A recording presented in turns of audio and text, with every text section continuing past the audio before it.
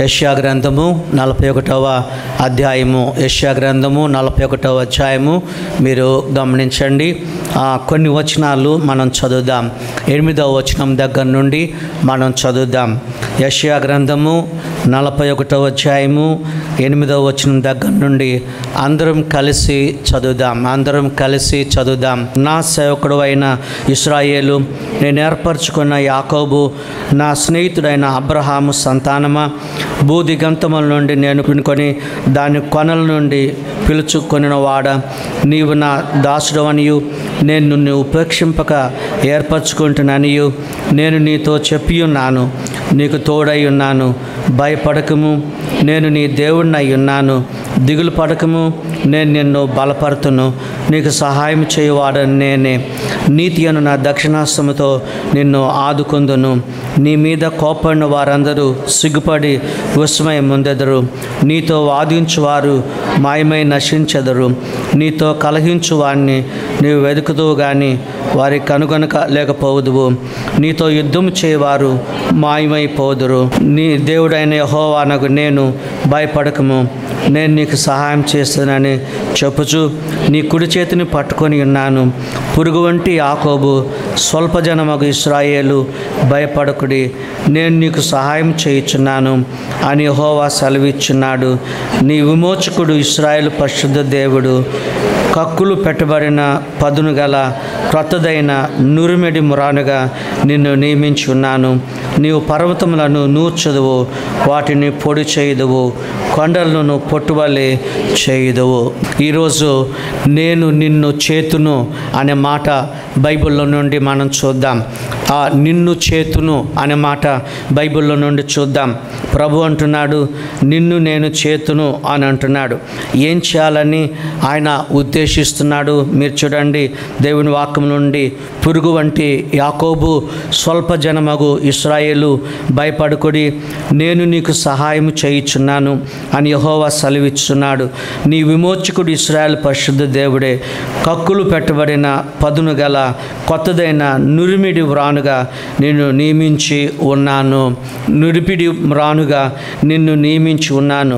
నురిపిడి మ్రానుగా నేను నిన్ను నియమించి ఉన్నాను. నిన్ను నేను చేస్తాను అనని బైబిల్ గ్రంథంలో మనం చూస్తున్నాం. ఐ విల్ మేక్ యూ అనే మాట దేవుని వాక్యంలో రాయబడి ఉంది. ఐ విల్ మేక్ యూ, నేను నిన్ను చేస్తాను అనే మాట బైబిల్లో మనం చూస్తున్నాం. ఒక విషయాన్ని నేను మీకు జ్ఞాపకం చేస్తాను. ఒకసారి ఒక పాస్టర్ గారు ఆయన ట్రైన్లో వెళుతూ ఉన్నాడు. ఒక సిగ్నల్ దగ్గర ఒక భిక్షగాన్ని ఆ పాస్టర్ గారు చూశారు. దేవుని ఆత్మ ఆ దేవుని సేవకునితోటి మాట్లాడుతూ ఉన్నాడు, చెప్తూ ఉన్నాడు. ఏమని చెప్తున్నాడంటే, నీవు ట్రైన్ దిగి ఆ చౌరస్తా దగ్గర అడుక్కునే ఆ భిక్షగాని దగ్గరికి నువ్వు వెళ్ళు అని దేవుడు ఆయనకు చెప్తా ఉన్నాడు. ఆ పాస్టర్ గారు రైలు దిగి ఆ భిక్షగాని దగ్గరికి వెళ్ళాడు. ఆ భిక్షగాడు చాలా వాసన కొట్టే స్థితిలో ఉన్నాడు. గడ్డమంతా పెరిగి ఉంది. మరి చండాలమైన వాసన ఆ భిక్షగాని దగ్గర వస్తుంది. బాబు నాతో వస్తావా అంటే, లేదండి, నేను భిక్షాటం చేసుకొని బ్రతుకుతా ఉన్నాను. మీ ఇల్లు ఎక్కడ? నాకు ఇల్లేం లేదండి, ఈ చౌరస్తానే నా ఇల్లు. చలి పుడితే ఎట్లా అయినా పర్వాలేదు, ఇక్కడే నేను ఉంటాను. లేకపోతే ఎక్కడైనా ఒక షెడ్ క్రింద ఎవరైనా ఆశ్రమిస్తే అక్కడ పడుకుంటాను. మరి ఆయన అన్నాడట, మరి స్నానము అది ఎట్లా, ఆహారం ఎట్లా అంటే, ఆహారం అడుక్కుంటానండి నేను, మరి స్నానం అంటే స్నానం అసలే నేను చేసుకోను అని అన్నారట.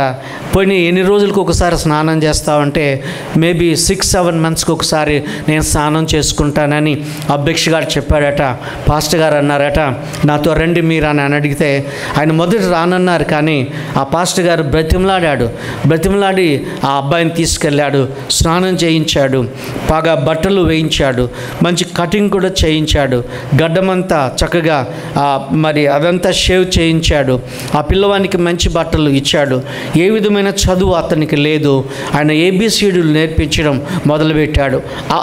ఈలు నేర్పించడం మొదలుపెట్టాడు. ఆ పిల్లవాడు చెప్పుకుంటూ వచ్చాడట, ఆ చర్చ్ ఫాదర్ తోటి ఏమనంటే, నేను ఒక దొంగను, నేను ఒక పిక్ ప్యాకెట్ చేసేటటువంటి వాడిని, ట్రైన్లో దిగి ఎవరైనా వస్తూ ఉంటే వాళ్ళ జేబు కొట్టేసేవాడిని, నాకు ఆదాయం ఏమి లేకుండా అయిపోయింది అని చెప్పారట. ఆ ఫాదర్ అన్నారట, నీకు రోజు ఎంత కావాలో చెప్పు, నేను ఇస్తాను. నేను నీకు అన్నం పెడుతున్నాను, నేను నీకు కాఫీ ఇస్తున్నాను, నేను నీకు బట్టలు ఇస్తున్నాను అవన్నీ చెప్పినప్పుడు ఆ యవనస్తుడు అక్కడే ఉన్నాడు. ఆ తర్వాత ఎలాగునో ఈ డబ్బు దొంగిలించడానికి మరిగి ఉన్నాడు కాబట్టి కొద్ది రోజులైన తర్వాత ఆశ్రమాన్ని, ఆ పాస్టర్ గారిని వదిలిపెట్టేసి ఆయన మళ్ళీ తిరిగి దొంగతనం చేయడానికి వెళ్ళాడు. కానీ ఆ ఫాదర్ ఆ పిల్లవాడిని వదిలిపెట్టలేదు. ఆ పిల్లవాడిని వెంబడించి మళ్ళీ తీసుకొచ్చారు. రక్షణ గురించి చెప్పాడు, మారు మనసు గురించి చెప్పాడు. యేసుప్రభుల వారిని సొంత రక్షకునిగా నీవు అంగీకరించాలి, దొంగతనాలు మానివేయాలి. అలాగే నా పిల్లవాడు దొంగతనాలు మానివేశాడు. కొన్ని సంవత్సరాలు అయిన తర్వాత ఆ పిల్లవాడిని సాక్ష్యం చెప్పడానికి చాలామంది పిలవడానికి ఆశపడ్డారు.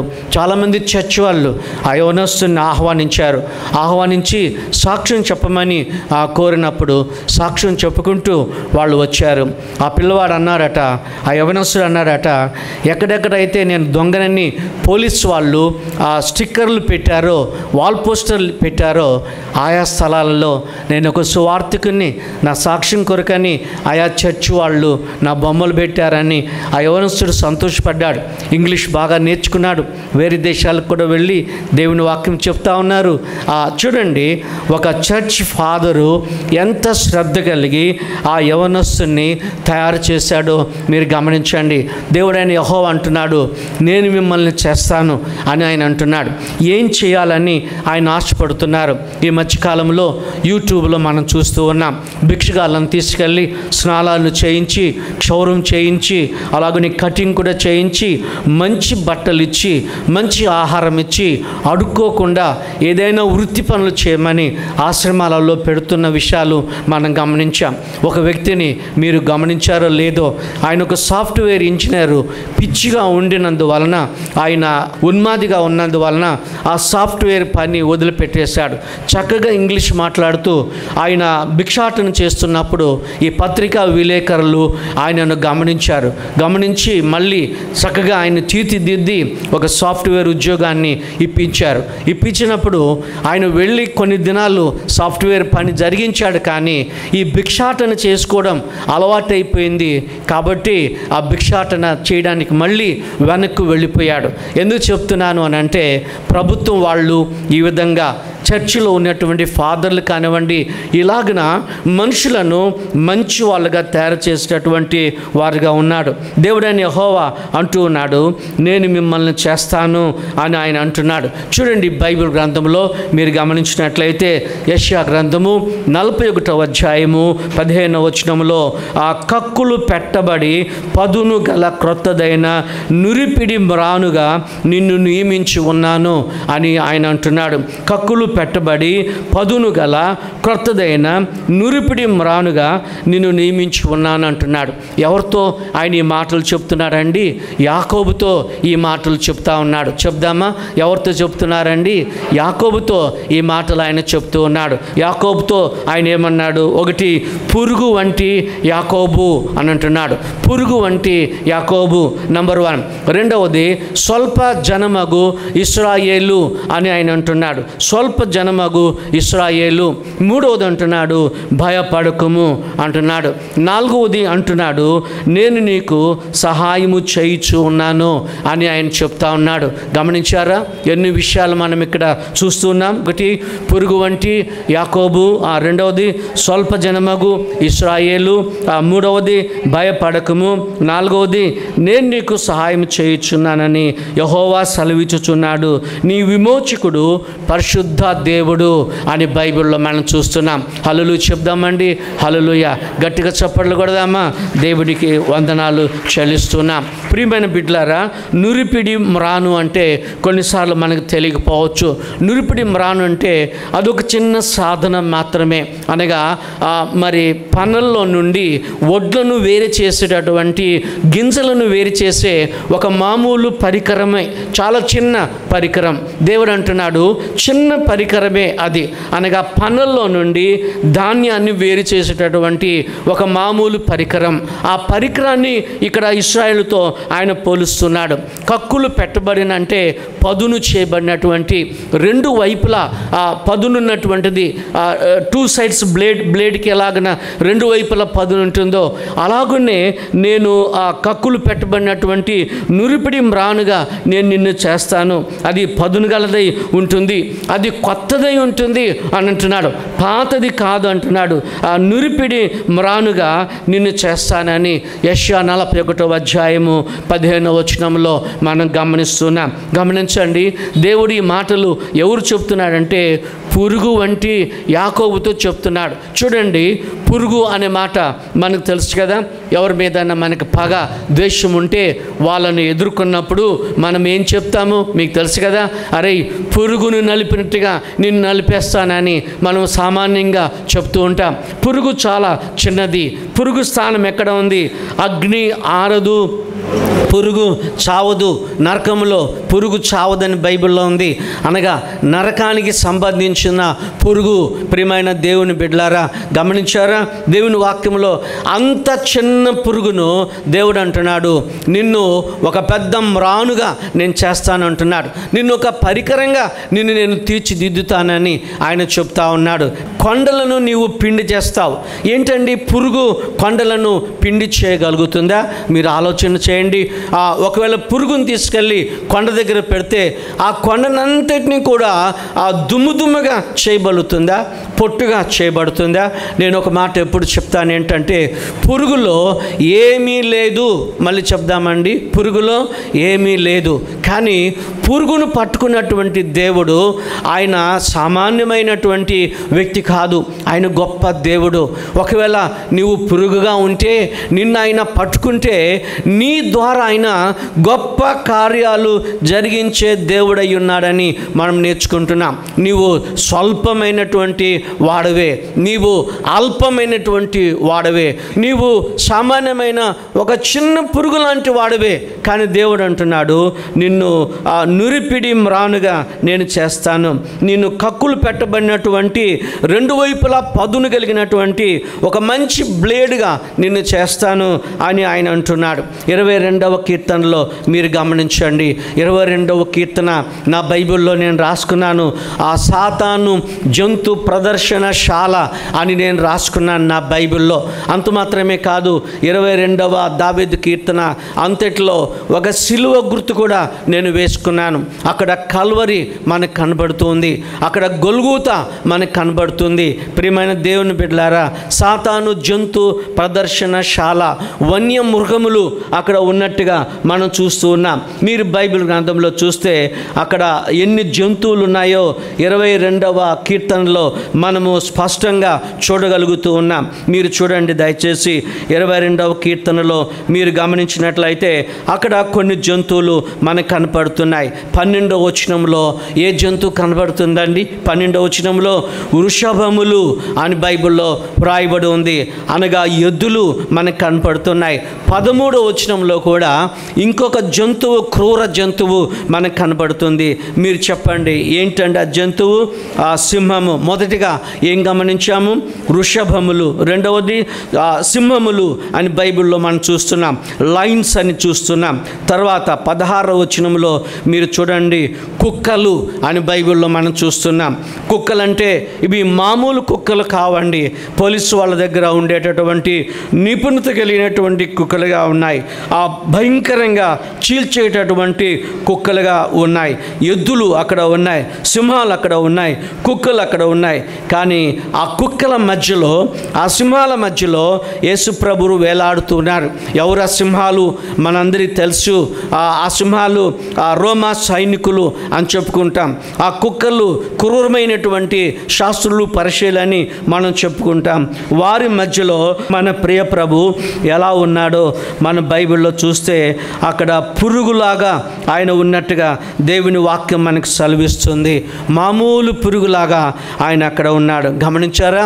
కుక్కల మధ్యలో పురుగు ఏం చేయగలుగుతుంది? సింహాల మధ్యలో పురుగు ఏం చేయబడుతుంది? వృషభముల మధ్యలో పురుగు ఏం చేయబడుతుంది? కనుక దేవుని వాక్యంలో మనం గమనిస్తూ చూస్తున్నాము యేసుక్రీస్తు ప్రభుల వారు పురుగులాగా అక్కడ ఉన్నట్టుగా దేవుని వాక్యంలో మనం గమనిస్తున్నాం. చూడండి, పురుగు వంటి యేసుక్రీస్తు ప్రభుల వారు, పురుగు వంటి యాకోబు అని బైబిల్లో మనం చూస్తున్నాం. ఇంకా మీరు చూడండి, పురుగులో ఏమి లేదు. నేను మీకు చెప్తున్నాను, పురుగును పట్టుకున్నటువంటి దేవునిలో శక్తి ఉంది. నేను పురుగునే, నేను మామూలు ఆ నరకానికి సంబంధించిన పురుగునే, కానీ దేవుడు నిన్ను నన్ను పట్టుకుంటే నీ ద్వారా నా ద్వారా ఆయన గొప్ప కార్యాలు చేయగలుగుతారు. ఇక్కడ చూడండి, పర్వతాలను నువ్వు నూర్చుదువు, వాటిని పొడి చేయదువు, కొండలను పొట్టువలే చేయదువు అని దేవుని వాక్యంలో మనం గమనిస్తున్నాం. విలియం కేరీ దైవజనుడు మనందరికీ బాగా తెలుసు. ఆయన చేసిన సంగతులు ఎన్ని ఉన్నాయో ప్రతి నిత్యము మనం చెప్పుకుంటూనే ఉంటాం. ఆయన ఒక పెన్ కనుగొన్నాడు, ఆయన బైబిల్ కనుగొన్నాడు, తర్జుమా చేశాడు. అలాగనే న్యూస్ పేపర్ కనుగొన్నాడు, బ్యాంక్స్ కనుగొన్నాడు, ఆడపిల్లలకు కళాశాలలు, ఆడపిల్లలకు స్కూల్స్ కనుక్కున్నాడు. మీ అందరికీ తెలుసు అవన్నీ కూడా. ఆయన చనిపోయేటప్పుడు ఎవరో ఆయన అడిగారు, అయ్యా నీ సమాధి మీద ఏమని రాయమంటారు, మీరు ఆ మరణానికి చాలా దగ్గరలో ఉన్నారు, ఏమని రాయమంటారు అని అంటే ఆయన అన్నారట, పురుగు అని రాయండి అని అన్నారట. ఆ సమాధిని నేను కూడా చూశాను. కలకత్తాకు వెళ్ళినప్పుడు ఆ సమాధిని నేను చూడగలిగాను. పురుగు వంటి విలియం కేరీ అని నేను రాయించుకున్నాడు. నీ మంచి బాహువుల చేతికి, నీ మంచి నీ చేతుల్లోనికి నన్ను నేను అప్పగించుకుంటున్నాను అని రాయించుకున్నాడు. మనము పురుగు లాంటి వాళ్ళమే, దేవుడు నిన్ను నన్ను వాడుకుంటానని ఆయన సెలవిస్తున్నాడు. సామాన్యమైనటువంటి వాళ్ళను దేవుడు వాడుకుంటున్నారు. ఒక భిక్షగాని గురించి మనము విన్నాం. ఆ భిక్షగాడు మారు మనసు పొంది ఇప్పుడు ఒక మంచి ఆ సేవకుడై ఆయా ప్రదేశాలకు వెళ్ళి దేవుని వాక్యాన్ని బోధిస్తూ ఉన్నారు. నురిపిడి మ్రానుగా నేను నిన్ను చేస్తాను, నీవు సామాన్యమైన వాడవే, మామూలు పరికరంగానే నీవు ఉన్నావు. ఒకవేళ ఒక చిన్న సూదిగా నీవు ఉన్నావేమో, శాంసోన్ చేతిలో ఉన్నటువంటి ఒక మామూలు పచ్చి దవడగా నీవు ఉన్నావేమో, లేకపోతే మోషే చేతిలో ఒక మామూలు కర్రగా నీవు ఉన్నావేమో, లేకపోతే దోర్కా చేతిలో ఒక చిన్న సూది పరికరంగా నీవు ఉన్నావేమో. దేవుడు అంటున్నాడు, నేను నిన్ను వాడుకుంటాను అని అంటున్నాడు. యాకోబు భయపడవద్దు, పురుగు వంటి యాకోబు, స్వల్ప జనమగు ఇశ్రాయేలు, చిన్న జనమే ఇశ్రాయేలు, నీవు భయపడవద్దు. ఈరోజు కూడా ఈ వాగ్దానము ఇశ్రాయేల్ పక్షంగా నెరవేరుతూ ఉంది. చాలామంది ఇశ్రాయేల్ కొరకు మనం ఎందుకు ప్రార్థన చేయాలి, ఇశ్రాయేలీలు యేసు ప్రభువులు వాళ్ళని చంపేశారు అని అంటున్నారు. కానీ ఇది దేవుని సేవకులు ఏం చెప్తున్నారంటే ఇది పొలిటికల్ ప్రాబ్లం కాదు, ఇది బిబ్లికల్ ప్రాబ్లం. అనగా ఆ సమస్య ఏంటంటే ఇశ్రాయేల్ అనే దేశాన్ని దేవుడు ఎంపిక చేసుకున్నాడు. ఇశ్రాయేల్ దేశం కొరకు ప్రార్థన చేసే వాళ్ళు దీవించబడతారు, యెరూషలేము కొరకు ప్రార్థన చేసే వాళ్ళు దీవించబడతారని బైబిల్లో వ్రాయబడి ఉంది. కనుక మనం ప్రార్థన చేయాలి వాళ్ళ కోసమని. వాళ్ళు విసర్జించారా, విసర్జించలేదా, నమ్మారా, నమ్ముకోలేదా, అది వేరే విషయం. కానీ వారి నిమిత్తం ప్రభు అన్నాడు ప్రార్థన చేయమన్నాడు. అలాగనే మనము ప్రార్థన చేయ బద్దులమై ఉన్నాము. నురిపిడి మ్రానుగా నిన్ను నేను చేస్తాను. నురిపిడి మ్రాను అతి స్వల్పమైనదే, అతి చిన్నదే, కానీ కొండలను పెకలించడానికి, కొండలను పిండి చేయడానికి దేవుడు ఆ మామూలు సాధనాన్ని ఆయన వాడుకున్నాడు. హల్లెలూయా చెప్దామండి, హల్లెలూయా. రెండో విషయాన్ని మనం చూద్దాం. బైబిల్ గ్రంథంలో నుండి రెండవ విషయాన్ని చూద్దాం. హగ్గయి గ్రంథము 2వ అధ్యాయము 23వ వచనాన్ని మీరు చూడండి. ఇక్కడ జెరుబ్బాబెలు గురించి ఆ మాట చూస్తూ ఉన్నాం. జెరుబ్బాబెలు అంటే అర్థము బాబేలులో జన్మించినటువంటి వాడు అని అర్థము. జెరుబ్బాబెలు అంటే అర్థం ఏంటండి, చెప్దాం అర్థం ఏంటి? బాబేలులో జన్మించినటువంటి వాడు. జెరుబ్బాబెలు గురించి దేవుడు ఏమంటున్నాడు? 2:23 చదువుదామా?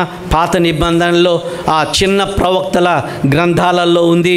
ఆ పుస్తకంలో మీరు చూడండి. నేను నిన్ను తీసుకొని ముద్ర ఉంగరముగా చేతును అని అంటున్నాడు. ఏంగా చేస్తానంటున్నాడు అండి? ముద్ర ఉంగరంగా నేను నేను చేస్తాను. ఈ రోజున ఈ మాట మనకు అర్థం కాదు, ఎందుకంటే ఇది మనుగడలో లేదు. పూర్వకాలమందు ఒకవేళ రాజులు ఏదైనా ఒక శాసనాన్ని రాసినప్పుడు, రాజులు ఏదైనా ఒక జీవో రాసినప్పుడు, ఒక గవర్నమెంట్ ఆర్డర్ రాసినప్పుడు రాజుగారి చేతికి ఇలాంటి ఉంగరం ఉంటుంది. ఆ రాజుగారి యొక్క పేరు ఇందులో ఉంటుంది. నా దగ్గర ఒక ఉంగరం ఉంది. ఇక్కడ 2 ఎస్లు ఉన్నాయి నా ఉంగరం మీద. 2 ఎస్లు ఏంటంటే షీలా నా భార్య పేరు, శామ్యుల్ నా పేరు. 2 ఎస్లు దీనిపైన ఉన్నాయి.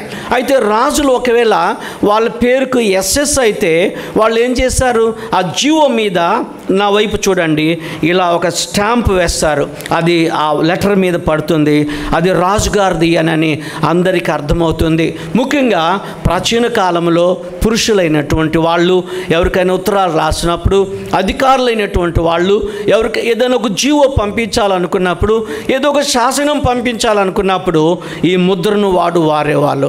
ఒకవేళ వాళ్ళు నమ్మినటువంటి వాళ్ళు ఎవరైనా ఉన్నారనుకోండి, వాళ్ళ దగ్గర మంత్రులు ఎవరైనా ఉంటే ఈ ఉంగరం తీసి వాళ్ళకి ఇచ్చేవాళ్ళు. వాళ్ళు తీసుకొని వెళ్ళి ఆ ఉత్తరాల మీద దాన్ని ఇలా ముద్రించి అందరికీ పంపించేవారు.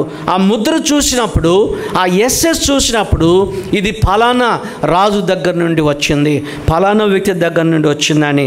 ఇప్పుడు దేవుడు అంటున్నాడు ఆ జెరుబ్బాబెలుతోటి, ఆయన ఏమంటున్నాడు, నేను నిన్ను తీసుకొని ముద్ర ఉంగరముగా చేతును. మళ్ళీ చెప్దామా, నేను నిన్ను తీసుకొని ముద్ర ఉంగరముగా నేను చేతును.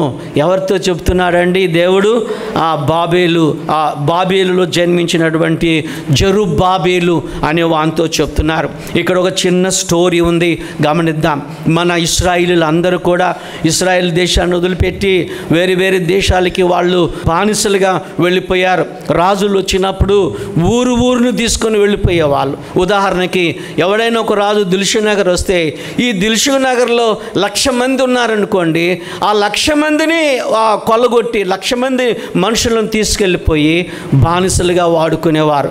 ఎవరైనా ముసలి వాళ్ళు ఉంటే వృద్ధాప్యంలో వాళ్ళని మాత్రమే వదిలిపెట్టేవాళ్ళు, అందరిని తీసుకొని వెళ్ళిపోయేవాళ్ళు.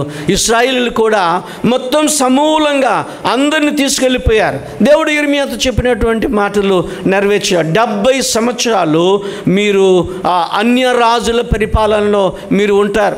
ఆ చెరసాల్లో వాళ్ళు ఉన్నప్పుడు, జైలు అంటే 4 గోడల మధ్య కాదండి, వాళ్ళు తిరుగుతూనే ఉంటారు. కానీ రాజుగారికి బానిసలుగా వాళ్ళు జీవిస్తుంటారు. అప్పుడు కొరేష్ అనే రాజు ఉన్నాడు. ఇక్కడ మనం చదువుకున్నటువంటి భాగంలో హగ్గయి 2వ అధ్యాయంలో కొరేష్ అనే రాజును ఆయన హృదయాన్ని దేవుడు ప్రేరేపించాడు. ఏమని ప్రేరేపించాడు? ఇక్కడ ఉన్నటువంటి యూదులను యెరూషలేం పంపించు, అక్కడ మందిరం కట్టించమని దేవుడు ఆయన హృదయాన్ని ప్రేరేపించాడు. కొరేష్ అనేవాడు క్రైస్తవుడేమి కాదు, లేకపోతే విశ్వసించినటువంటి వాడేమి కాదు. దేవుడు ఆయన ప్రేరేపించినందువలన ఆయన జెరుబ్బాబెలు అనే యూదుని ఏర్పాటు చేసుకున్నాడు. ఈ జెరుబ్బాబెలు అనే పేరు యేసు ప్రభు యొక్క వంశావళిలో మనకు కనబడుతుంది. మత్తయి సువార్త 1వ అధ్యాయంలో ఆ అధ్యాయంలో మనకు కనబడుతుంది. ఈయన యూదుడు, ఈయన ఒక గవర్నర్, అనగా కొరేషు రాజు తరపు నుండి ఒక గవర్నర్గా సుమారు 50,000 మందిని తీసుకొని ఆ కొరేషు పట్టణం నుండి, కొరేషు రాజు దగ్గర నుండి వాళ్ళు ఇశ్రాయేల్ దేశానికి కొన్ని మాసాలు వాళ్ళు వచ్చారు. ఎందుకు వచ్చారు వాళ్ళనంటే, దేవుని మందిరం కట్టడానికని వాళ్ళు వచ్చారు. చెప్దాం, ఎందుకు వచ్చారండి? దేవుని మందిరాన్ని నిర్మాణం చేయడానికి వచ్చారు. ఎన్ని వేల మంది? 50,000 మంది. కొరేషు రాజు యొక్క హృదయాన్ని దేవుడు ప్రేరేపించినట్టుగా బైబిల్లో మనం చూస్తున్నాం. సరంతవరకు బాగానే ఉంది. అహష్వేరోషు అనే ఇక్కడ బైబిల్లో మనం ఏం చూస్తున్నామంటే, ఈ జెరుబ్బాబెలు అనే వానితోటి దేవుడైన యెహోవా ఏం చెప్పాడు అని అంటే, జెరుబ్బాబెలు నేను నిన్ను తీసుకొని ముద్ర ఉంగరంగా చేస్తాను అని అంటున్నాడు. ముద్ర ఉంగరం అంటే అధికారము ఒకటి. రెండవది ముద్ర ఉంగరం అంటే ప్రియమైన బిడ్డలారా ధనము సంపాదించడం. ఆ ముద్ర ఉంగరం అంటే నీ మాట మాత్రమే చల్లుతుంది, వేరే వాళ్ళ మాటలు ఏమి చల్లవు. ఒకవేళ ప్రధానమంత్రి ఏదైనా ఒక జీవో చేసినప్పుడు అది తప్పనిసరిగా చల్లుతుంది, దాన్ని తీసివేయడానికి వీలు లేదు. ఇప్పుడు జెరుబ్బాబెలు అనే వానితోటి దేవుడు అంటున్నాడు, నిన్నొక ముద్ర ఉంగరంగా నేను చేస్తాను, నిన్నొక రాజుగా నేను చేస్తాను, నిన్నొక అధికారిగా నేను నిన్ను నియమిస్తున్నాను, నీవు చెప్పింది నెరవేరుతుంది. చాలా డబ్బు ఇచ్చి, వెండి ఇచ్చి, బంగారం ఇచ్చి ఆ కోరెష్ అనే రాజు ఇశ్రాయేల్ దేశానికి పంపించినప్పుడు వాళ్ళు మందిరం కట్టడం ప్రారంభించారు. కొంత అవాంతరము జరిగింది, మళ్ళీ తిరిగి వారు దేవుని మందిరాన్ని కట్టడము ప్రారంభించారు. దేవుని వందనాలు చెల్లిస్తున్నాము. జెరుబ్బాబెలును దేవుడు ముద్ర ఉంగరంగా చేశాడు. నిన్ను నన్ను కూడా ఆయన ముద్ర ఉంగరంగా చేస్తానని ఆయన వాగ్దానం చేస్తూ ఉన్నాడు. ఇంకొక విషయాన్ని మనం చూద్దాం. ఎస్తేరు కాలంలో కూడా 3వ అధ్యాయంలో మీరు చూస్తే 3వ అధ్యాయంలో ముద్ర ఉంగరం గురించి వ్రాయబడి ఉంది. ఎస్తేరు గ్రంథము 3వ అధ్యాయము 10వ వచనములో రాజు ఆ ఉంగరాన్ని గురించి వ్రాయబడి ఉంది. అక్కడ ఈ అగాగీయుడైనటువంటి హామాను అనేవాడు ఉన్నాడు. వాడు ఈ పుస్తకంలో ఒక విలన్గా ఉన్నాడు. ఆ హామాను అనేటటువంటి వాడు. హామాను రాజు దగ్గరికి వెళ్ళి, అహష్వేరోషు అనే రాజు దగ్గరికి వెళ్ళి, అయ్యా, ఒకానొక జనము మన దేశంలో ఉన్నారు. ఎంత పెద్ద దేశం అదంటే 127 దేశాలకు అహష్వేరోషు అనే రాజుగా ఉన్నాడు. 127 దేశాలకు రాణిగా ఎవరున్నారో చెప్తారండి? రాణిగా ఎవరున్నారు? ఎస్తేరు. ఇండియా అనే పేరు ఇక్కడే మనం చూస్తాం. ఇండియా దేశం నుండి అనేక దేశాలకు 127 దేశాలకు ఎస్తేరమ్మ ఆమె రాణిగా ఉంది. అహష్వేరోషు రాజుగా ఉన్నాడు. అయితే హామాన్ అనేవాడు రాజు దగ్గరికి వెళ్ళి చెప్పాడయ్యా, ఒకానొక జనము మన దేశంలో ఉన్నారు. ఆయన చెప్తున్నాడు, వారు మనలాంటి మామూలు వ్యక్తులు కాదు, వాళ్ళు రాజు మాట వినేటటువంటి వారు కాదు, వారు విధులు వేరుగా ఉన్నాయి. మన విధులు వేరు, వాళ్ళ విధులు వేరుగా ఉన్నాయి. రాజాజ్ఞను వాళ్ళు గైకొనడం లేదు, రాజుకు లోబడడం లేదు. నాలాంటి ప్రధానమంత్రులు కూడా వాళ్ళు లోబడడం లేదు. వారిని ఉండనివ్వడము మనకు దీవెన కాదు, ఆశీర్వాదం కాదు. వాళ్ళని చంపించి వేయాలి అని అన్నాడు. యూదులు చంపబడ్డానికి ప్రియమైన దేవుని బిడ్డలారా, హామాను ఒక పెద్ద ప్లాన్ వేశాడు. ఎందుకంటే మొర్దెకై నమస్కరించడం లేదని, నేలకు వంగలేదని పగబెట్టుకొని రాజుగారి దగ్గరికి వెళితే రాజుగారు ఏం చేశారు? చాలా పిచ్చిగా నమ్మి, సరే యూదులందరినీ చంపేయి అని అన్నాడు. కనుక ఈ ముద్ర ఉంగరం తీసుకొని వెళ్ళి ఒక స్టాంపు వేశాడు. వెళ్ళి ఫలానా నెలలో, ఫలానా దినాన, ఫలానా వారంలో మీరందరూ యూదుల మీద పడి చంపేయండి అని అన్నారు. అప్పుడు ఎస్తేరు ఉపవాసం ఉంది, ప్రార్థన చేస్తూ ఉంది. తన జనులు నశించిపోతారు అంటే ఎస్తేరు కూడా నశించిపోతుంది. హామాను ద్వేషముతోటి యూదులందరినీ చంపాలి అని అనుకున్నారు. హిట్లర్ కూడా అలాగే చేశాడు. హిట్లర్ ఎన్నో 6 లక్షల మందిని సుమారుగా వారిని చంపించి వేశాడు హిట్లర్. ఎందుకంటే హిట్లర్ జీవితంలో మనం గమనిస్తే ఆరంభ దినాల నుండి ఆయన టీచర్లు, యూదులైన టీచర్లు ఆయనకు భిన్నంగా మాట్లాడేవారు.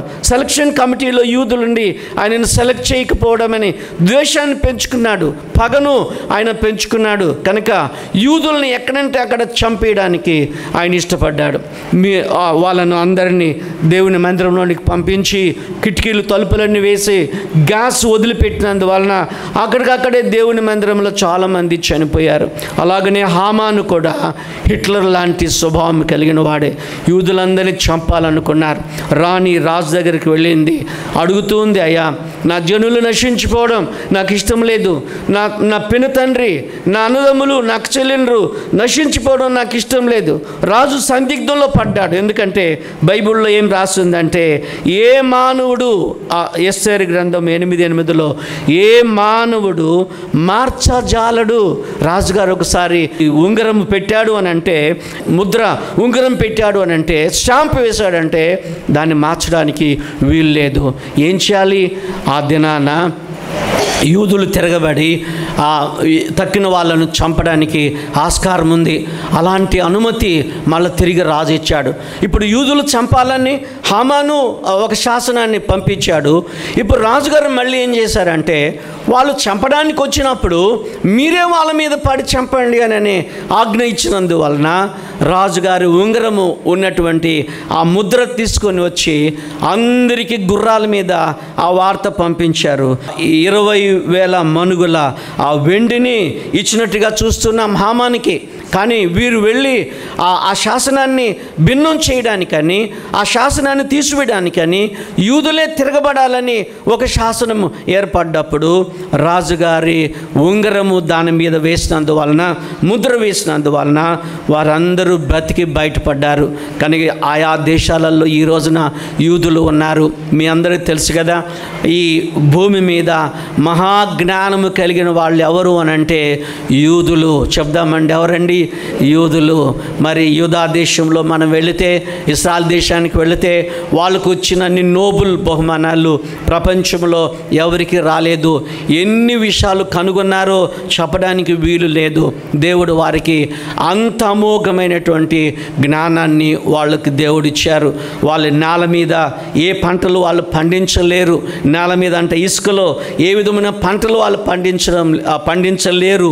మేము వెళ్ళి చూసినప్పుడు మన టమాటా 4 టమాటాలు ఎంత సైజులో ఉంటాయో వాళ్ళ టమాటా, ఒక్క టమాటా అంత సైజులో ఉంది. భూమి లేకుండగా, మట్టి లేకుండగా, గమనించారా? ఇసుక మాత్రమే ఉంది. ఇవేమి లేకుండగానే వాళ్ళు పంటలు పండిస్తూ ఉన్నారు. ఇశ్రాయేలు దేశం యొక్క టెక్నాలజీతోటి ఈ రోజున మన ఇండియాలో కూడా చాలా విషయాలు నడుస్తున్నాయి. మనందరికీ తెలుసు. ప్రియమైన దేవుని బిడ్డలారా, ప్రభు అంటున్నాడు, నేను నిన్ను తీసుకొని ముద్ర ఉంగరంగా నేను చేస్తాను, నిన్ను ఒక అధికారిగా నేను చేస్తాను, నీ ఒక ధన సమకూర్చేవానిగా నేను నిన్ను చేస్తాను, నీ ఒక దీవెన పొందినటువంటి వానిగా నేను చేస్తాను. ముద్ర ఉంగరం అంటే నీ మాట అందరూ వినేలాగిన నేను చేస్తాను అని ప్రియ ప్రభుల వారు మనతో చెప్తా ఉన్నారు. దేవునికి వందనాలు. ఐ విల్ మేక్ యూ అనే మాట మనం చూస్తున్నాం. మొదటి విషయం ఏం గమనించాం? యాకోబుతో అన్నాడు, నురిపిడి మ్రానుగా నిన్ను నేను చేస్తానని ఆయన అంటున్నాడు. రెండవది ఏమంటున్నాడండి? నేను నిన్ను తీసుకొని ఏం చేస్తానంటున్నాడండి? ముద్ర ఉంగరంగా. చెప్దామా? ఏ ఉంగరం అండి? ముద్ర ఉంగరం. మన ఉంగరానికి అంత శక్తి లేదు, మన ఉంగరానికి అంత పవర్ లేదు. కానీ రాజుల యొక్క ఉంగరానికి ఆ శక్తి ఉంది. ఫరో రాజు ఉంగరానికి బలం ఉంది. ఫరో రాజు ఉంగరానికి శక్తి ఉంది.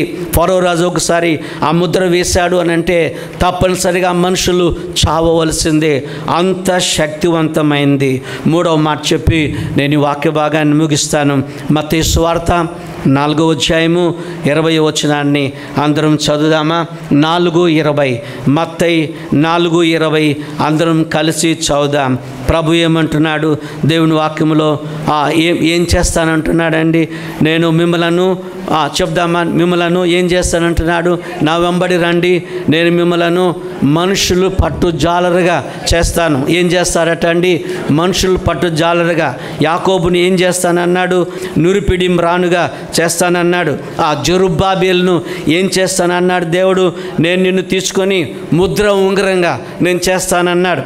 నీకు నేను అధికారం ఇస్తున్నాను. నీ ఒక గవర్నర్గా యెరూషలేము వెళ్తున్నావు, 50,000 మందిని తీసుకెళ్తున్నావు, నీ నాయకత్వాన్ని నేను గౌరవిస్తున్నానని చెప్తున్నాడు. ఇప్పుడు యేసు ప్రభులు వారు ఏమంటున్నాడు?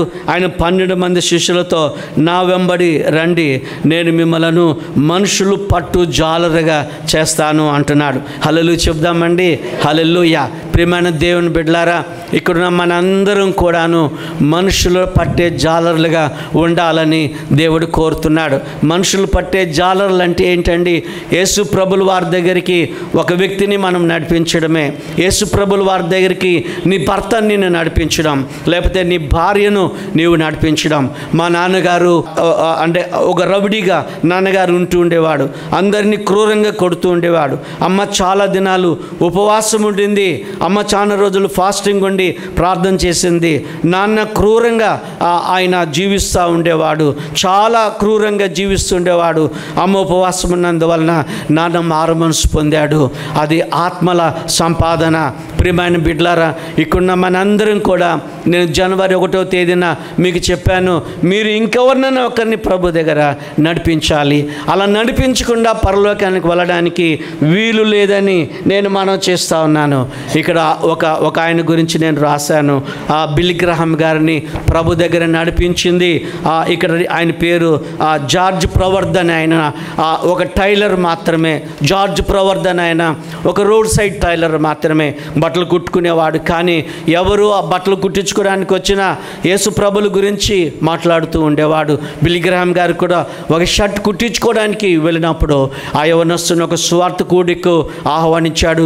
ఆ సువార్త కూడికలో బిల్లీ గ్రహాం గారు మారు మనసు పొందాడు, రక్షణ పొందాడు. ప్రియమైన బిడ్డలారా, కోటాన కోట్ల మందికి దేవుని వాక్యాన్ని బిల్లీ గ్రహాం గారు అందించాడు. ఆ నిండు వృద్ధాప్యం వరకు అనేక దేశాలకు వెళ్ళి ఆయన దేవుని వాక్యాన్ని అందించారు. ఒక మామూలు టైలర్ చెప్దామండి, ఒక మామూలు టైలరు బిల్లీ గ్రహాం గారిని ప్రభు నడిపిస్తే ఒక బిల్లీ గ్రహాం గారు లక్షల మందిని ప్రభు దగ్గరికి నడిపించారు. నీవు నేను కూడా ఇతరులను ప్రభు దగ్గర నడిపించే వారంగా ఉండాలని నేను మనవి చేస్తూ ఉన్నాను. మా ఇంట్లో కూడా మేము ఇదే తీర్మానం చేసుకున్నాం. చాలా ఏళ్ళ కిందట తీర్మానం చేసుకున్నాం. నేను చర్చిలో అనౌన్స్ చేశాను, మీరు ఈ సంవత్సరం ఎవరినైనా ఒక్కరిని నడిపిస్తారా? ఒక 25 years కిందట మాట చెప్తున్నాను, నడిపిస్తారా? నా భార్య కూడా నిలబడింది. నా భార్య నిలబడితే నేను అన్నాను, ఇంటికి వెళ్ళిన తర్వాత అడిగాను, నీ ఎవరిని నడిపించాలని అనుకున్నావు అని అడిగితే, నా కుమారులు ఉన్నారు కదా, వాళ్ళని ప్రభు దగ్గర నడిపించాలి అనుకున్నాను. చాలా మంచిదే, నీవు కూడా నీ కుమారులను దేవుని దగ్గర నడిపించాలి, నీ కుమార్తెలను దేవుని దగ్గర నడిపించాలి, నీ భర్తను దేవుని దగ్గర నడిపించాలి. ప్రియమైన దేవుని బిడ్డలారా, ఆలోచన చేయండి. ఒక అమ్మగా నీవు ఉంటే నీ పిల్లలు నశించిపోవడం దేవునికి ఏమాత్రం కూడా ఇష్టము లేదు. నీ కుమార్తె నశించిపోవడం దేవునికి ఏమాత్రం కూడా ఇష్టం లేదు. ప్రభు అంటున్నాడు, నేను మిమ్మలను మనుషులను పట్టు జాలరుగా చేతును. ఒక ఆయన నన్ను అడిగాడు, ఎందుకయ్యా దేవుడు మరి జాలర్లను ఎందుకు ఏర్పాటు చేసుకున్నాడు? బెస్తవాళ్ళు, జాలర్లు అంటే చేపలు పట్టుకునే వాళ్ళను ఎందుకు ఏర్పాటు చేసుకున్నారంటే, చూడండి, జాలరికి చేపలు అమ్మేవానికి చాలామందితో పరిచయం ఉంటుందండి కదండి. మనం కూడా తరచు ఎక్కడైనా ఒక దగ్గర చేపలు కొనుక్కుంటాం అనుకోండి, వాళ్ళు మనల్ని గుర్తుపడతారు. ఒకవేళ నేను ఆ షాప్కి వెళితే, అయ్యగారు సామ్యుల్ బాబు గారు బాగున్నారని పలకరిస్తారు. అవును, వారికి వలలు రిపేర్ చేసే వాళ్ళతో పరిచయం ఉంటుంది, బోట్లు తయారు చేసే వాళ్ళతో జాలరికి పరిచయం ఉంటుంది, చేపలు కొనే వాళ్ళతో వారికి పరిచయం ఉంటుంది, చేపలు అమ్మే వాళ్ళతో వారికి పరిచయం ఉంటుంది, పట్టణంలో ఉన్నటువంటి ఎవరైనా పెద్దవాళ్ళు ఉంటే వారితో పరిచయం ఉంటుంది. హోటల్ వాళ్ళు చేపలు కొనుక్కొని వెళ్తారు. ఒక 10 కేజీలు 20 కేజీలు 30 కేజీలు వాళ్ళు కొనుక్కొని వెళ్తారు. హోటల్ యజమానులతో వారికి పరిచయం, చూడండి ఎంతమందితో వాళ్ళకి పరిచయం ఉంటుందో మీరు ఆలోచన చేయండి. అందుకే దేవుడు ఏం చేశాడంటే, ఈ చేపలు పట్టుకునే వాళ్ళని ఆయన ఎంపిక చేసుకున్నాడు. అక్కడ పట్టే పనే, ఇక్కడ కూడా పట్టే పనే. అక్కడ ఏం పట్టేవాళ్ళు? వాళ్ళు సముద్ర తీరంలో ఏం పట్టేవాళ్ళు? చేపలు. ఇప్పుడు దేవుడు ఏం పట్టే వాళ్ళగా వాళ్ళని చేస్తానంటున్నాడండి, మనుషులను పట్టే వాళ్ళగా నేను చేస్తానని ఆయన అంటూ ఉన్నాడు. హల్లెలూయా చెప్దామా? హల్లెలూయా. దేవుని కొందనాలు. నీవు నేను కూడా చేపలు పట్టే వాళ్ళంగా కాదు, కానీ ప్రియమైన బిడ్డలారా, నీ కుమార్తెనో నీ కుమారులను నీ పొరుగు వాళ్ళను పట్టేవారముగా ఉండాలని దేవుని వాక్యం ద్వారా మనం నేర్చుకుంటున్నాం. నారాయణగూడ బ్యాప్టిస్ట్ చర్చిలో ఒక యవనస్తుడు ఉన్నాడు, హైందవుడు. ఆయన మారు మనసు పొందాడు. ఒక సంవత్సరం తర్వాత ఒక పెద్ద ఆయనను పట్టుకొని వచ్చాడు బాప్తిజం కొరకని. నేను ఆ యవనస్తుని అడిగాను, 1 year కిందట నువ్వు బాప్తిజం పొందావు కదా, ఎవరో ఒక ఆయనను తీసుకొచ్చావు పెద్ద ఆయన అంటే, ఈయన ఎవరో కాదయ్యా మా నాన్నగారు అని అన్నాడు. ఎంత ఆనందం అండి ప్రియమైన బిడ్డలారా, ఎంత ఆనందం. ఒక కొడుకు ఒక తండ్రిని ప్రభు దగ్గర నడిపిస్తున్నారు. చప్పట్లు కొడదాము ఒకసారి. నేను మీకు మనవి చేస్తూ ఉన్నాను, నేను మిమ్మల్ని అడుగుతూ ఉన్నాను, నువ్వు చనిపోక ముందు ప్రభు దగ్గరికి వెళితే ఒట్టి చేతులతో వెళ్ళకూడదండి. ఎవరైనా పిల్లలు ఉన్న వాళ్ళ ఇంటికి వెళితే చాక్లెటో లేకపోతే బిస్కెటో మనం తీసుకెళ్తాం. ఎందుకు ఆ చాక్లెట్ అంటే, ఆ ఇంట్లో చిన్న పిల్లలు ఉన్నారు, ఏదైనా ఒక చిన్న చాక్లెట్ లేకపోతే పెద్ద చాక్లెట్ తీసుకెళ్తాం కదండి. మన ప్రియ ప్రభు దగ్గర వెళ్ళేటప్పుడు ఒట్టి చేతులతో మనం వెళితే ఆయన నిన్ను నన్ను లెక్క అడుగుతాడు. ఇక్కడ కూర్చున్న నీవు దేవునితో తీర్మానం చేసుకోండి, ప్రభువా నేను ఈ సంవత్సరంలో ఈ 365 దినాలలో ఎవరినైనా ఒకరిని నేను నీ దగ్గర నడిపిస్తాను. నా ఇంటి వాళ్ళని కానివ్వండి, నా స్నేహితులను కానివ్వండి, నా ఇంటి ప్రక్క వాళ్ళని కానివ్వండి, నేను నీ దగ్గర నడిపిస్తానని దేవునితో వడబడాలని మనం చేస్తూ ఉన్నాను. వారు ఏం చేశారు?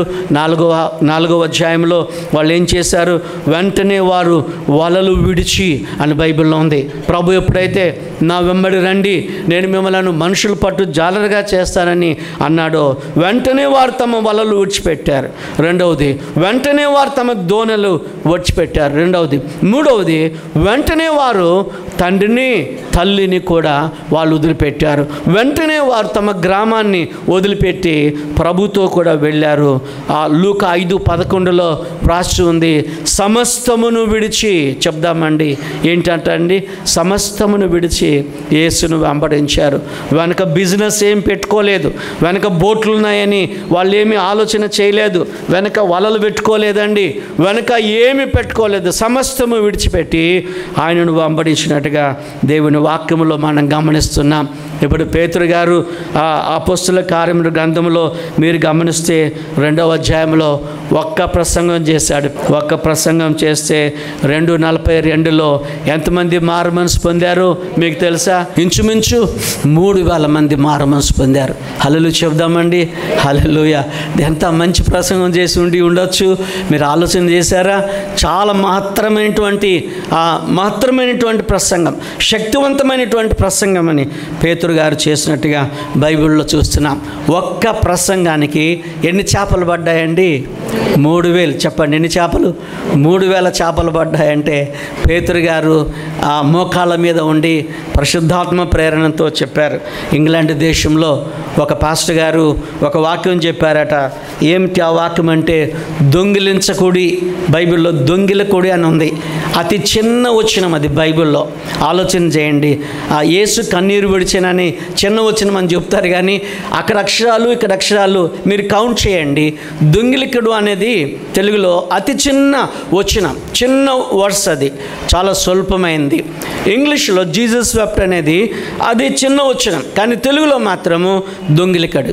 ఒక పాస్టర్ గారు దొంగిలించొద్దు అని సందేశాన్ని చెప్పాడు. చెప్పినప్పుడు నెక్స్ట్ వీక్ చాలామంది కొన్ని టవర్స్ తెచ్చారంట. కొంతమంది చాక్ పీసులు పట్టుకొచ్చారట. ఒక తల్లి అయితే ఫినాయిల్ బాటిల్స్ పట్టుకొచ్చిందట.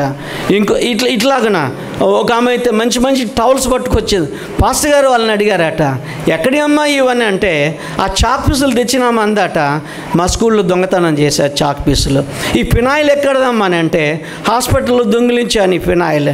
చూడండి, నేను అనుకున్నాను ఏంటంటే, ఆ పాస్టర్ గారు ఎంత భారంతో చెప్పి ఉండొచ్చు. అందరూ అలాగని టవల్స్, హోటల్లో పనిచేసే వాళ్ళు ఆ టవల్స్ దొంగిలించారు. అవన్నీ తెచ్చి మందిరంలో పెట్టారు. పాస్టర్ గారు అన్నారట, మీరు ఎక్కడి నుండి దొంగిలించారో అవన్నీ తీసుకెళ్ళి అక్కడే పెట్టండి అని అన్నారట. అందరిలో ఒకలాంటి సంచలనం కలిగింది. అందరిలో ఒకలాంటి ప్రేరణ దేవుడు అనుగ్రహించారు. ప్రియమైన దేవుని బిడ్డలారా, పేతురు గారు కూడా దేవుని వాక్యం చెప్పినందువలన ఇంచుమించు ఎంతమంది రక్షింపబడ్డారండి? 2,000 మంది రక్షించబడ్డారు. గట్టిగా చప్పట్లు కొడదామా? దేవునికి వందనాలు చెల్లిస్తున్నాం, ప్రభుకి వందనాలు చెల్లిస్తున్నాం. మనం కూడా ఆత్మల సంపాదకులమై ఉండాలని కోరుకుంటున్నాను. ఒక మాట చెప్పి నేను ముగిస్తాను. ఆస్ట్రేలియాలో మెల్బోర్న్ అనే ప్రాంతం ఉంది. మీలో చాలామంది ఈ మెల్బోర్న్ అనేది మీరు ఆ పట్టణం పేరు మీరు విని ఉండొచ్చు. అక్కడ ఒక పెద్ద స్టేడియం ఉంది. అది క్రికెట్ స్టేడియం. ఆ స్టేడియము సుమారు ఆ స్టేడియంలో 1,60,000 మంది ఒక్క దినం కూర్చోవచ్చండి. ఒకటేసారి ఎంతమంది కూర్చోవచ్చండి? 1,00,000. చెప్పండి, 1,60,000 మంది. ఒకసారి కొన్ని సంవత్సరాల కిందట ఇండియాకు ఆస్ట్రేలియాకు క్రికెట్ మ్యాచ్ జరుగుతూ ఉంది. క్రికెట్ మ్యాచ్ జరుగుతూ ఉంటే అక్కడ అనౌన్స్మెంట్ చేసే వాళ్ళు ఉన్నారు కదా, ప్రకటన చేసే వాళ్ళు ఉన్నారు కదా, వారు మధ్య మధ్యలో మాట్లాడుతూ ఉంటారు కదా. ఒక వ్యక్తి ఇంకొక వ్యక్తిని అడుగుతూ ఉన్నాడు మైక్లో. ఈ స్టేడియము చాలా పెద్దది, ప్రపంచంలో చాలా పెద్దది. ఇక్కడ మ్యాచ్ జరుగుతూ ఉంది. ఇక్కడ 1,60,000 మంది కెపాసిటీ ఉన్నటువంటి స్టేడియంగా ఉంది.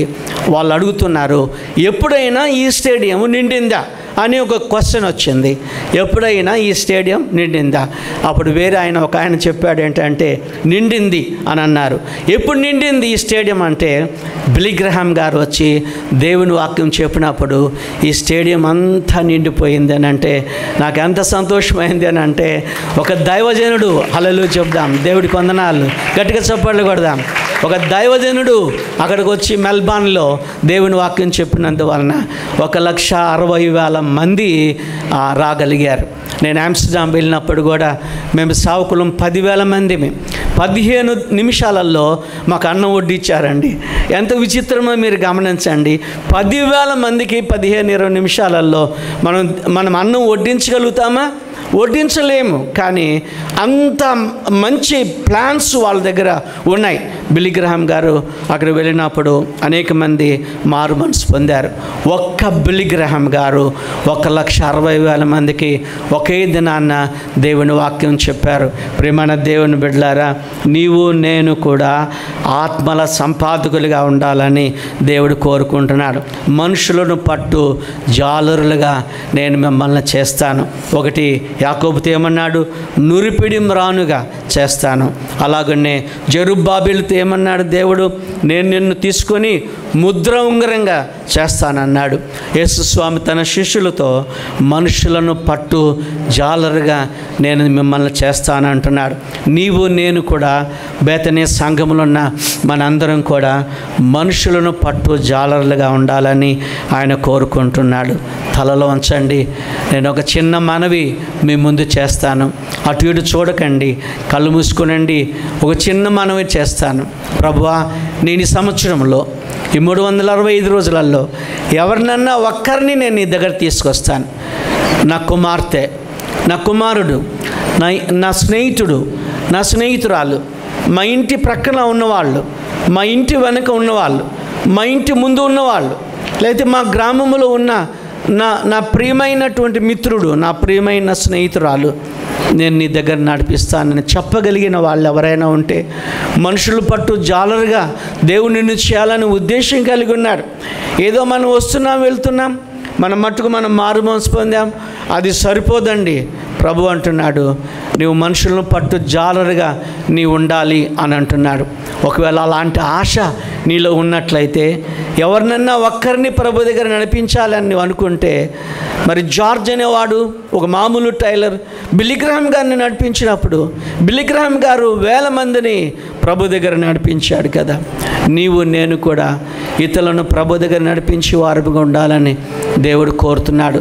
అలా నేను నడిపిస్తాను అని నీ ఆశ ఉంటే నీ కుడి చేయి చూపెట్టండి, నేను నీ కొరకు ప్రార్థన చేస్తాను. అమ్మా, ప్రభు మిమ్మల్ని దీవించుగాక. అయ్యా, ప్రభు నిన్ను దీవించుగాక. మంచి ఆశ ఇది. మనం మనుషులు పట్టే జాలరుగా ఉండాలని దేవుడు కోరుకుంటున్నాడు. అందరం కూడా మనుషులు పట్టే జాలరుగా ఉండాలని దేవుడు కోరుతూ, ఒట్టి చేతులతో మనం ప్రభు దగ్గర వెళ్ళలేమండి. రిక్తహస్తాలతో దేవుని దగ్గర మనం వెళ్ళలేము. మనుషులు పట్టే మళ్ళొకసారి అడుగుతున్నాను, చివరిగా ఈ సంవత్సరం లోపుగా ఆ వ్యక్తులు ఎవరో మీరు పేరు జ్ఞాపకం చేసుకోండి. వాళ్ళ కొరకు ప్రార్థన చేయండి, వాళ్ళ కొరకు మనవి చేయండి. ప్రభువా, పలానా వ్యక్తిని నేను నీ దగ్గర నడిపించాలని ఉద్దేశం కలిగి ఉన్నానని ప్రార్థన చేస్తే దేవుడు తప్పకుండా నీ ప్రార్థన నెరవేర్చే దేవుడుగా ఉన్నాడు. ప్రభు మనం దీవించునుగాక.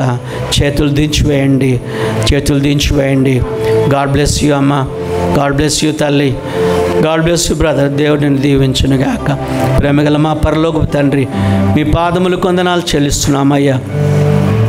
నీ ప్రియ కుమారుని రక్షకుడైన యేసుస్వామి ఈ లోకానికి వచ్చినప్పుడు నన్ను మమ్మల్ని అందరినీ కూడా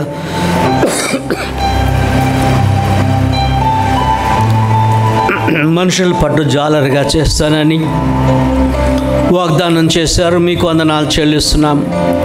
ఒట్టి చేతులతో వస్తున్నాం, ఒట్టి చేతులతో మేము వెళ్ళిపోతున్నాం. ప్రభువా, అలాగునే కాకుండా చేయమని వేడుకుంటున్నాం. మహోన్నతుడా, మీకు వందనాలు. గొప్ప ప్రభువా, మీకు స్తోత్రం చెల్లిస్తున్నాం. జెరుబ్బాబెలును ముద్ర ఉంగరంగా చేస్తానని వాగ్దానం చేశారు. యాకోబుతో నురిపిడి మ్రానుగా చేస్తానని వాగ్దానం చేశారు. నాతో మాతో మనుషులను పట్టు జాలరుగా చేస్తానని చెప్పారు. బిల్లీ గ్రహాం గారు అయితే ఎంతో 1000 మంది, 1,00,000 మంది మీ దగ్గర నడిపించారు. మీకు వందనాలు చెల్లిస్తున్నాం. అంతమందిని మేము రక్షించలేకపోయినా నీ ప్రియమైన బిడ్డలంగా ఒక్కరినైనా మీ దగ్గర నడిపించడానికి సహాయం దయచేయండి. ఈ సంవత్సరం లోపుగా ప్రభువా, ఎవరినన్నా మీ దగ్గర తీసుకొచ్చి నిన్ను ఆనందింపజేయడానికి కృప దయచేయమని వేడుకుంటూ యేసు నామం బట్టి అడుగుచున్నాం తండ్రి. Amen.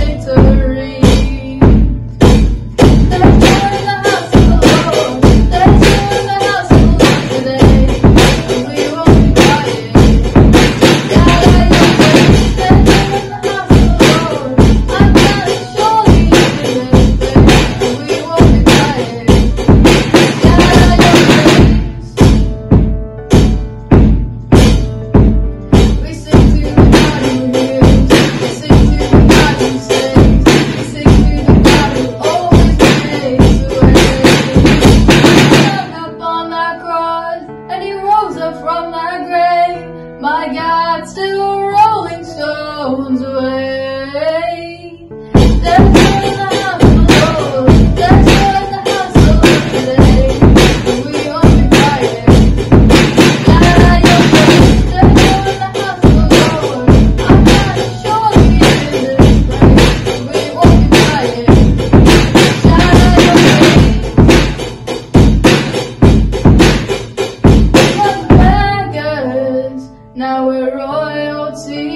We were the prisoners, now we're running free. We are forgiven, accepted, redeemed by His grace. Let the house of the Lord sing praise. We were the beggars, now we're royalty. We were the prisoners, now we're running free. We are forgiven, accepted, redeemed by His grace. Let the house of the Lord sing praise. Let's go in the house of the Lord. Let's go in the house of the Lord today, and we won't be quiet. Shout out your praise. Let's go in the house of the Lord. Our God is surely in this place, and we won't be quiet. Shout out your praise. Let's go in the house of the Lord. Let's go in the house of the Lord today, and we won't be quiet. Shout out your praise. Let's go in the house of the Lord. Our God is surely in this place, and we won't be quiet. Shout out your praise. Worship build a throne, and as we worship build a throne, and as we worship build a throne, come Lord Jesus.